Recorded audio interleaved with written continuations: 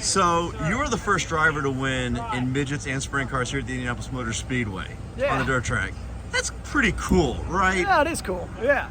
So the lead there, getting the lead there from Robert, it's not easy to pass around here. It's a short track. How'd you set it up? How'd you make it all stick? Yeah, I knew I was better than Robert there, but it was going to be hard to pass him. I wasn't like enough better. He caught it a couple times funny off of 2 and off of 4, and it didn't really lose time, but he started cheating his exit a little bit and not getting all the way to the wall. And most times that's better, right? But here, I know from the midget that you're better off to just run up the wall off of 2 and run up the wall off of 4. And so when he started cheating it, and I was able to kind of run up on the wall, I thought, okay, here we go. We're gonna have a shot at him, and was able to get a good run there down the front stretch and get him kind of pinned into one in some lap traffic and get by him and made a little contact with him. And then when you run into Robert, you better run like hell because he's gonna try and run back into you. And so then I got hustling hard and was like, man, this thing is really good. Got to hustling, and then I kind of, we got a yellow there, and I saw CV was, Robert had fallen back to third, and I didn't feel like I was going to get destroyed on entry, so I kind of like backed my entry down a little bit, and then I just wasn't as good, and then I finally got back to just, driving the shit out of the thing and making it happen. And when I could run into one on throttle and stay right where your tires stood up through the hole there, I felt like I was really, really good. And then top and 3 and 4 started getting really dirty, and Logan was able to slide me in 1 and 2, and then I hooked the bottom to kind of get back by him and block his slider, and thought, ooh, that wasn't actually any slower than I felt better there. So then I just kind of moved down and started hooking the middle in 3 and 4. Defending the lead in USAC isn't easy. Defending the lead in USAC against Logan Seavey, on the other hand, pretty hard. What was the challenges you had to face in trying to keep Logan behind? Because he ain't easy to defend against. Yeah, just running my race. Fortunately, I've been at this a long time. I've learned how to win these things, and just do my job. I reckon I'm as hard to beat as he is.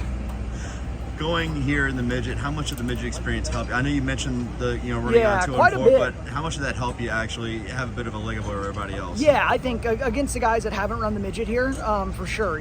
Just kind of knowing how you can kind of work the piles and how you can get a little tight in the middle of 1 and 2, and it's not the end of the world because you get to the pile better off of 2, and how you need to make speed in 3 and 4, and just it was a lot of the same things that we've learned over the years driving the midgets here. Translated really well into the sprint car. 2 more for me. 1, Indiana Sprint Week started off with a win. How awesome is that as you go towards the next few races here in Sprint Week? Yeah, this is a long, tough stint here, so any confidence, any any momentum, anything you can get to kind of feel good rolling in is a big deal, and yeah. So something I was a little bit confused about when you said the answer to this. You said turns 3 and 4 got dirty. This is a dirt track. What exactly does that mean to someone who doesn't follow dirt racing as much? Well, so if you look down there, right, 1 and 2 there, that's clean. And you can see how you can see your cushion there. Like you can find your marks to get in. Right where you want to put your rear tire. You can see it. Well, then they've worked 3 and 4 here, so you can't tell it's good. But down there where you can see it's not black under it, right? It's got all that stuff that's gotten thrown from the bottom out there. Well, that stuff is dusty on top of the surface, and your tire doesn't stick as good to it. So you lose drive, you slide to it more, and you can't see that nice line to lay your tire in. So as the guys moved to the bottom and threw that powder out into the middle, it made it hard to see the cushion, and that makes it hard to find your mark and come to it like make it to the cushion nice. So then I was kind of banging it in the middle and getting on it off of 4, and then your left rear's not driving as good because it's in that dirty stuff, and it just that stuff, the material that's on the bottom gets thrown out across, and sometimes it'll make more grip because it flops it out and it sticks and it's sticky. This here, it gets powdery up there when it does it. So just made it dirty, made it hard to see, and just hard to find your marks when it's dirty.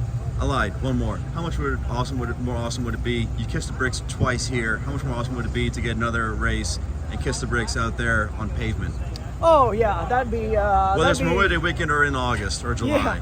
Yeah, that'd be unreal. To do anything here with something on the big track would be incredible. I ran a 24 hours of lemons race here one time in BMW. Did you win or where'd you place? No, I sailed it off into the sand trap, and then we knocked the valve train out of it. So don't let that be the last time you road race, all right? I honestly, I had an absolute blast. I went up one other time with a guy, took me up, did some track day stuff in a Camaro, and just had so much fun. I between those two experiences, I know I was in like a Beat or BMW on the road course, but between those two experiences, I was like, man, if I didn't dirt race, I think I'd road race. That's a lot of fun.